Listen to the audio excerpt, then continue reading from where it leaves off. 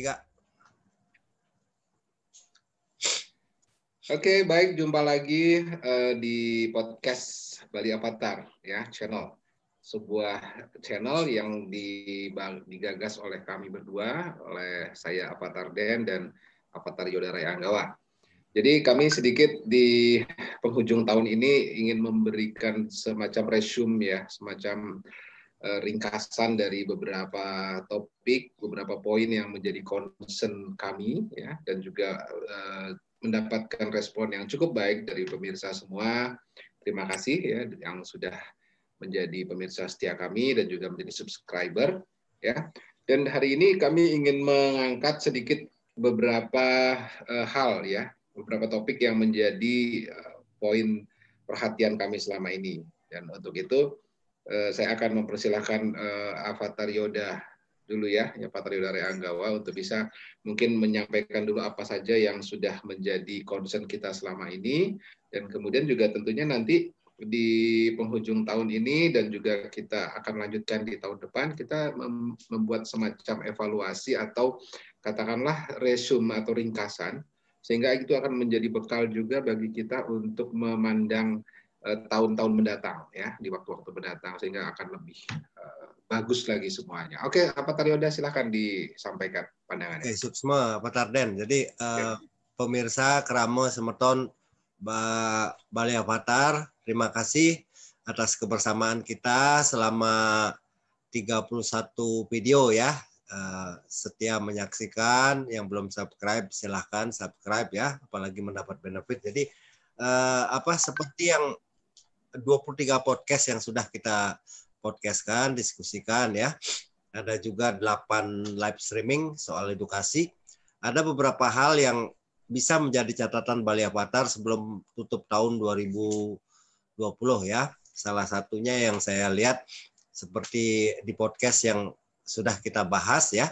Ini catatan saja. Jadi Bali itu sampai hari ini belum punya master plan 100 tahun ke depan ya. Apalagi blueprint-nya, master plan dengan blueprint, syukur-syukur bisa segera dibuat, tapi paling tidak apapun yang akan kita buat ke depan, apalagi ganti penguasa, ini ganti menteri pariwisata dan ekonomi kreatif aja sudah mulai ribut ya, apalagi ganti gubernur, nanti ganti apa. Jadi kebijakan itu biar nggak sepotong-sepotong, alangkah baiknya semua stakeholder, Krame, Bali Avatar, baik yang di Bali, di luar Bali, di rantau maupun diaspora di luar negeri, ada baiknya segera kita menyamakan visi misi, membuat master plan, ya blueprint 100 tahun Bali itu ke depan seperti apa ya.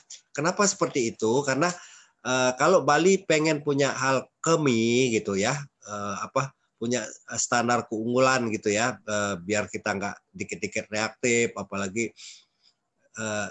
ribut nggak jelas juntrungannya gitu loh, hanya reaktif aja.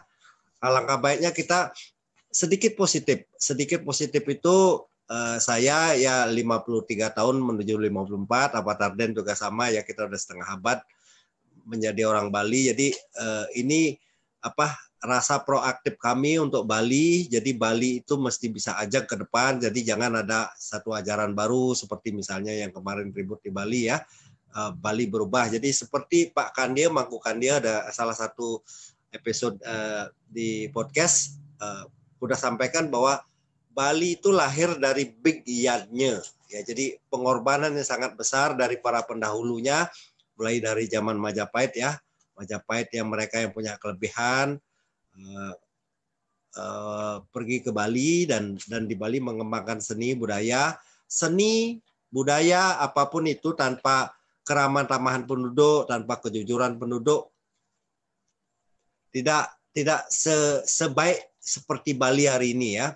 Bali itu terkenal selain alamnya bagus ya, penduduknya juga sampai rata-rata sampai ini masih relatif jujur ya.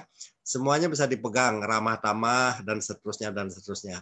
Itu nilai budayanya luar biasa. Jadi agar ini bisa aja, jadi alangkah baiknya semua pemangku kepentingan ya, stakeholder, gubernur kalau syukur-syukur proaktif mengambil inisiatif ya, anggota dewan, ketua dewan DPRD tingkat 1, siapapun yang mau bisa online ya, dibuat segera master plan ini, blueprint ini 100 tahun ke depan. Jadi kita minta input sebanyak mungkin ya. Kenapa seperti itu? Karena contoh ya, satu subsektor pariwisata misalnya ya, kan ada beberapa kajian, saya lihat sebulan terakhir ini ada kajian juga di Bali. Jadi Bali sudah saatnya mengembangkan non pariwisata, dan itu menurut saya benar ya. Ada juga misalnya kajian-kajian contoh pariwisata apa mengembangkan quality tourism atau masal tourism atau apapun itu. Tapi yang jelas kalau saya jadi penduduk Bali ya, katakanlah orang Bali yang sekarang berada di Bali, apa untungnya buat rakyat jelata?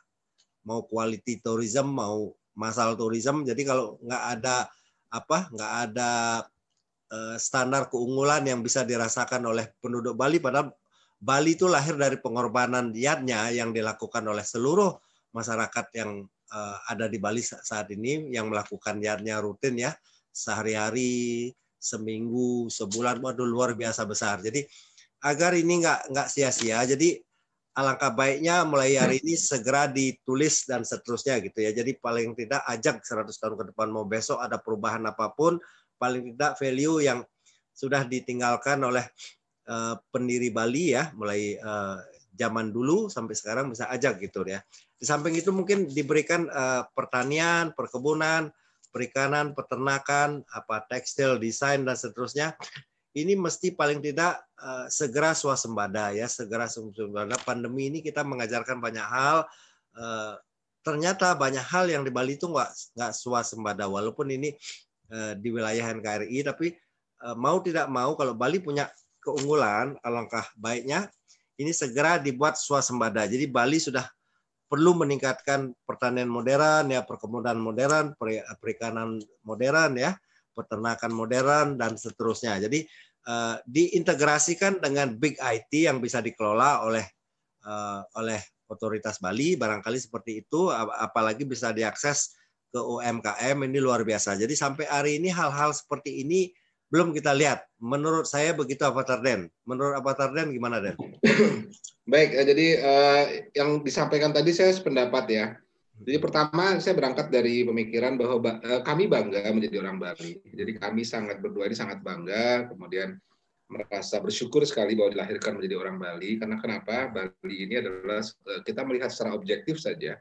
Kami sudah merantau lah, katakan sempat merantau, kuliah bersama di luar, dan juga kami melihat Bali dari luar, juga sempat bekerja di luar Bali juga. Saya sempat, walaupun Avatar Yoda sampai saat ini juga masih di luar Bali, saya kemudian sudah kembali duluan.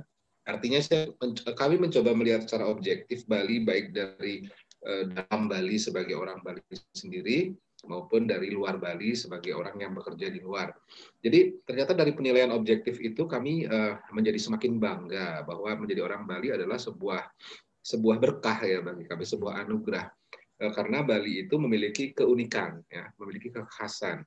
Dan kekhasan ini mungkin kalaupun ada beberapa daerah yang ingin mengimitasinya, itu belum tentu bisa.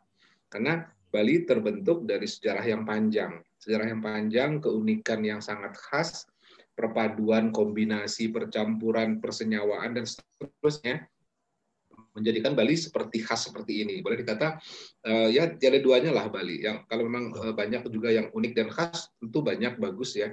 Tapi yang seperti Bali ini memang Bali ya tidak ada duanya gitu ya. Nah, kita kalau tadi sudah sempat disinggung bahwa proses ini panjang dan memang ada sebuah paradigma yang menarik bagi orang Bali yang disebut dengan yatnya atau pengorbanan. Jadi dari awal itu memang secara, apakah ini memang secara alamiah terbentuk ataukah memang ini destiny ya, ataukah takdirnya memang bagi Bali. Bali terbentuk memang secara kombinatif, jadi berbagai macam budaya menjadi semacam melting pot-nya di Bali.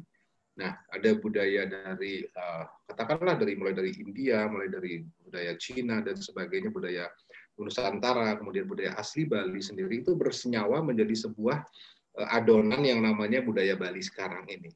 Nah, artinya sebetulnya ini menjadi sebuah hal yang sangat disyukuri, lalu kemudian paradigma dan katakanlah pengorbanan dari semua leluhur kita, dari pendahulu kita, mulai dari orang-orang suci yang kemudian datang ke Bali untuk mengembangkan sebuah sistem keyakinan, ya, sistem nilai dan sistem keyakinan.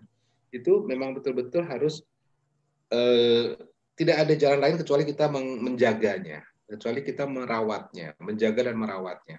Dan ini yang kemudian menjadikan Bali terkenal. Jadi Bali awalnya menjadi sebuah objek pariwisata yang terkenal di dunia, mungkin bukan by design ya, mungkin bukan by design menurut saya. Tapi kemudian Bali menjadi begitu populer dan orang kemudian melihat bahwa Bali memang begitu eksotik. Nah, sekarang setelah kita menyadari bahwa memang demikian menariknya Bali, lalu menghidupi ekonomi Bali. Nah, ketika terjadi sesuatu, ternyata pariwisata adalah suatu bidang yang sangat volatil, ya, sangat fragil dan mudah goncang. Nah, oleh karena itu kami mencoba menawarkan bahwa mungkin Bali memerlukan sebuah bidang-bidang yang alternatif lah selain pariwisata.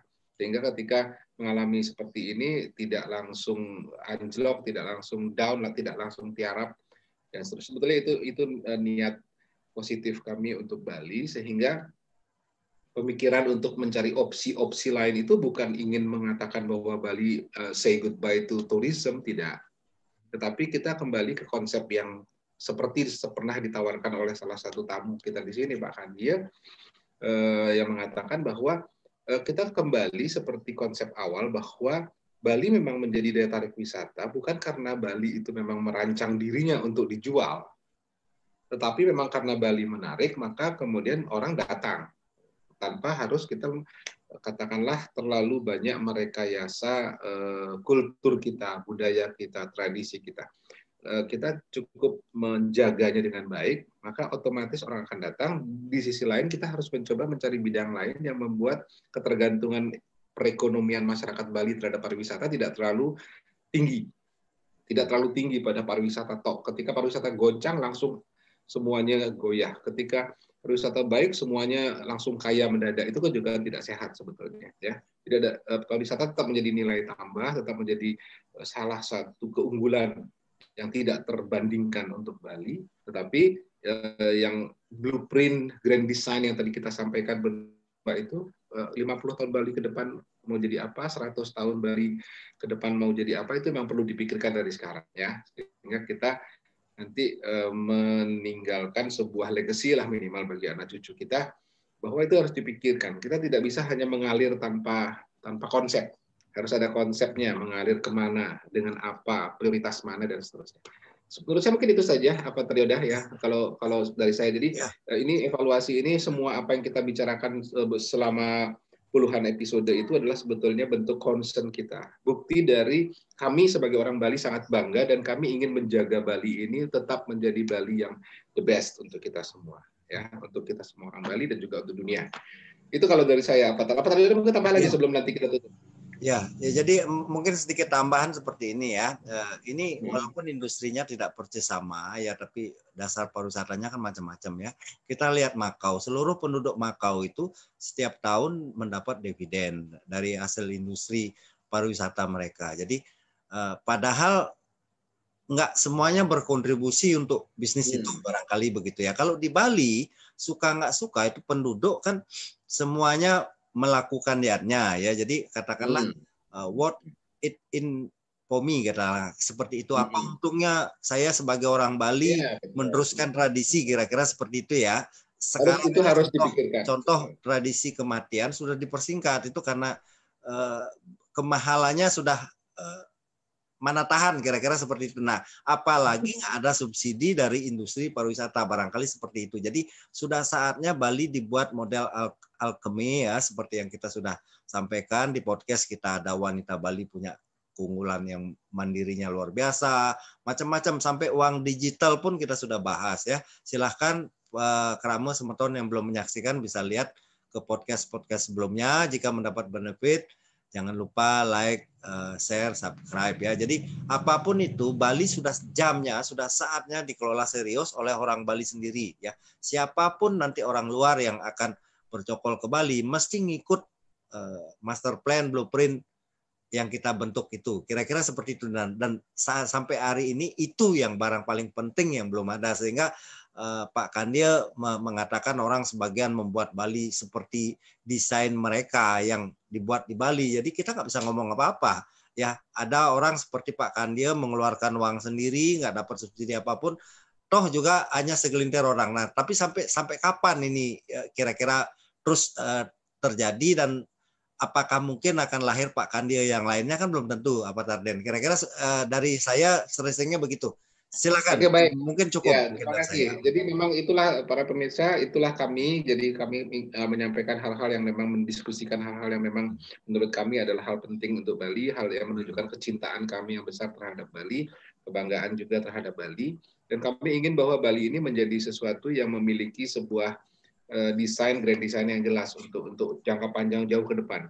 Sehingga kita lihat nanti, ya mungkin dari manapun kita melihat nantinya gitu, karena usia pasti kita terbatas kan. Kita bisa melihat bahwa anak cucu kita memang hidup dalam sebuah pulau, dalam sebuah daerah yang kita banggakan, dan memang akan tetap tidak menjadi sesuatu yang degradasi kemudian menurun dan bangkrut dan sebagainya. Itu tidak mungkin terjadi, jangan sampai terjadi. Itu harapan kami. Silahkan tonton episode kami sebelumnya, setidak-tidaknya mudah-mudahan bisa memberikan insight dan perspektif bagi semua pemirsa. Kami tidak panjang-panjang untuk hari ini karena kami mempersilahkan mungkin akan di akhir tahun ini kita bisa, akhir tahun yang cukup istimewa, walaupun juga cukup istimewa dalam arti karena COVID ya dan sebagainya ya. Kita itu ceritanya panjang kalau diceritakan, tapi semua kita sudah merasakannya. Jadi mungkin itu dulu. Jangan lupa dukung kami untuk like, share, dan subscribe. Dan kemudian semoga juga semua apa yang kami upayakan ini, ikhtiar kami ini akan dapat memberi manfaat optimal bagi seluruh pemirsa dan bagi Bali dan juga bagi masyarakat yang lebih luas. Mungkin itu saja ya. Saya tutup ya, Pak Taryoda ya. Baik, saya tutup. Selamat tahun baru untuk semuanya. Semoga tahun mendatang jauh lebih baik bagi kita semua, dan Tuhan memberkati kita semua insan yang dewasa juga semuanya memberikan jalan terbaik untuk kita. Saya tutup dengan Param Santi. Om Santi, Santi, Santi. Om. Semangat. I keep a photograph in which we walk